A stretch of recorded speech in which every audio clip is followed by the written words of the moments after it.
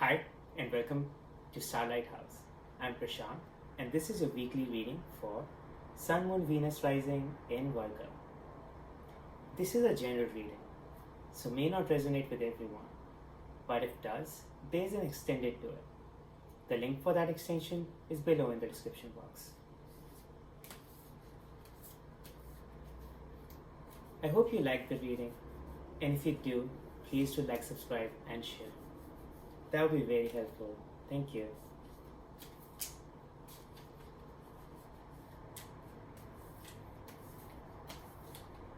So Virgo, how are you feeling right now? November is approaching. How 2020 is almost about to end. Fingers crossed, right?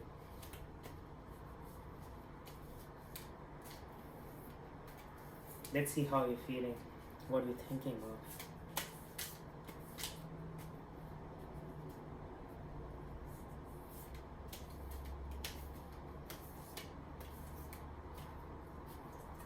Let's see what's going on. Knight of Coins. Meticulous working energy. Looking to further invest in self to bring more about our ambitions. What's blocking it? Ten of Wands. Again, meticulous work. Lot of you've built a lot and you're keeping it requires a lot of upkeep. Past situations, Ten of Swords, painful conclusion. That's what it seems to signify, that there was a lot of sacrifice made to where you got it. And now you're evaluating those sacrifices and further evaluating your ambitions. Like relationships were lost, or like you had to decide between different opportunities, and now you're comparing that to your ambition. Mind's ambition, get over the fears, get over our own personal blocks, or get over the baggage that was caused by this losses or the sacrifices made in the past. Heart's desire, sun energy, the inner light, it's radiating. Future situations, Three of Wands, finding opportunities, bridging your ambitions, opportunities, and your expertise, all of that together. Heart's desires, inner light. Interesting. So it's like you're using your inner light to get over the fears or get over the baggage of what was lost, what was sacrificed, or the amount of effort that was put in.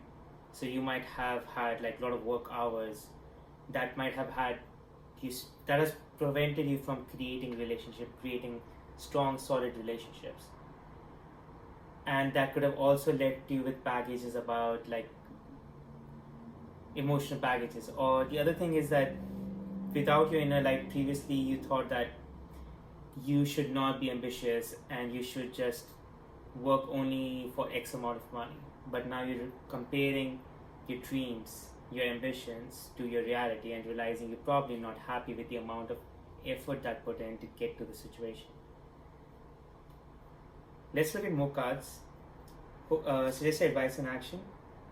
Nine of Wands. Again, looking at your own sacrifices, looking at what was spent in the past. Context for this advice. So healing. Four of Swords. Healing from the past. Healing from how much what was lost. Hopes and fears. Justice. Moving forward energy. And potential outcome. Seven of Chalices. Visual thinking. So making your dreams to reality. Potential outcome.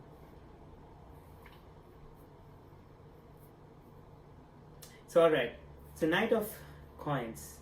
It's a very hardworking, very meticulous, very like Virgo-like energy, where the one who has Knight of Coins, it's more about the understand is putting the amount of work that you need to put in. They put a lot of emphasis on that.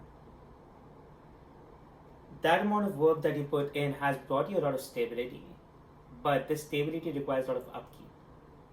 And now you're evaluating the amount of effort that's going in and the result you're getting out, and is it comparative to the dreams that you previously had, the dreams or the ambitions that might have got lost to how far you have come, the dreams or ambitions that might have been bounded by your own fears or some failures that you experienced. Learning from past sacrifices, learning from the amount of time and energy we spent during this course of time where we came to this abundant, secure garden, but that requires a lot of upkeep. Learning from all of that has led you to start thinking about possibly a way to map your dreams to reality using your expertise.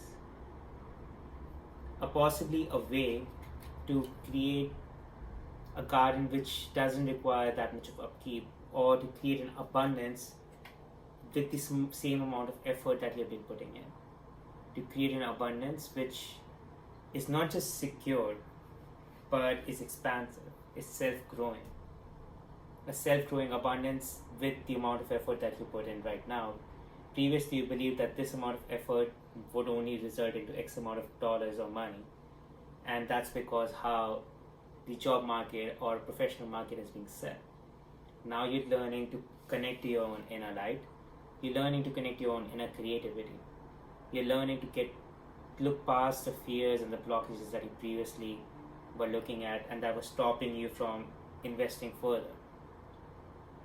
With Three of Wands, it's a very interesting card because it signifies an ability to start looking at the world with different eyes, ability to start connecting your dreams, the skills and the intellect you learned over the years and the opportunities in front of you, and find that particular opportunity which fits all three of them together. Something that supports your dreams, something can use your expertise, intellect you gained over years, and what's realistically available.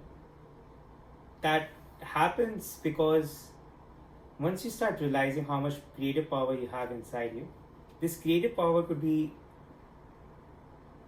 something that got blocked by previous fear, previous mental blocks, that your creative energy, your ability to express yourself or ability to share yourself is not valuable. And now you're realizing that, hey, able to share myself with the knowledge I gained over the years would allow me to get closer to my dreams by sharing with people, sharing just with myself, that this is truly what I want. The dreams is truly what I want. It's not just about I need to constantly work really, really hard to get security. Now it's like I can work creatively and hard to get abundance. So learning that you can map your creativity and your ability to meticulously work hard, you can map both of them together, you can marinate them together and bring this abundant energy out of you. And use that abundant energy to create the wealth, the security, the everlasting garden, the ever expanding garden that you're hoping for.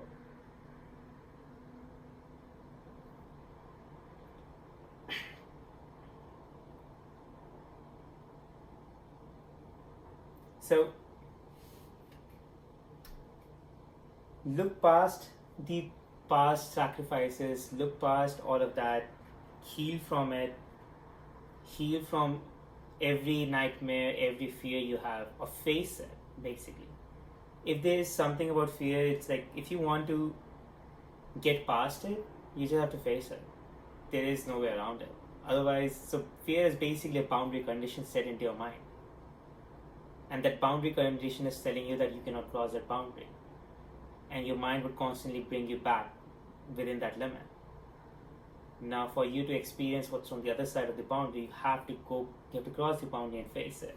So for the fear, it's very clear. If there's mental block, it's like something say, if you're creating an art and you're fearing what others will say and that's stopping you from sharing that, that's what this fear, and that's the kind of fear I'm talking about.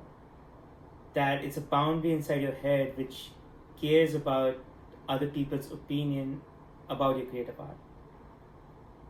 And the boundary suggests you that if other people don't like your creative art, it means the creative art doesn't have value. The other way of looking at it is that you might not be sharing it with people enough, or maybe not be sharing it with people who actually would respect that art, or who actually might care about it. I'm not trying to say that the other people who you're sharing with will not care about it, but the people who can actually respect your work, you might not have been sharing with them yet. They might be in different parts of the world. Something now becomes more accessible with social media, and that's what you can start using as a test ground for experimenting, exploring, and expressing your work. And that would allow you to get past the fears of it. See, Seven of Chalices clearly points towards your ambition, towards your dreams, towards your wishful thinking. And that clearly states that there is a mismatch between the security that you have created that requires extreme amount of upkeep and meticulous hard work, and with your own dreams and your ambitions.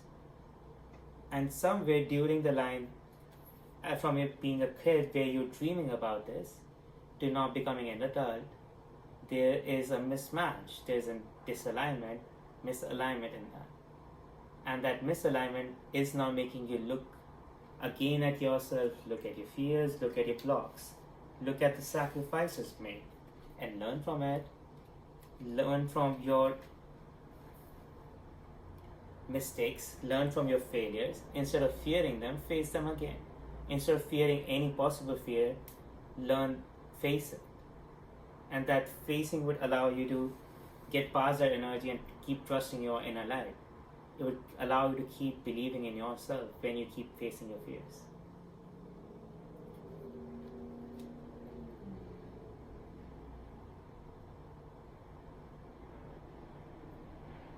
So to conclude, this reading, you have gotten really far in your life, and you have to trust and believe yourself that you have come far ahead in your life. You've created a garden which is abundant and secure, but it requires still a lot of hard work and meticulous energy. As a kid, you used to dream, and there was a lot of wishful thinking, and along with it, provided you a lot of ambitions.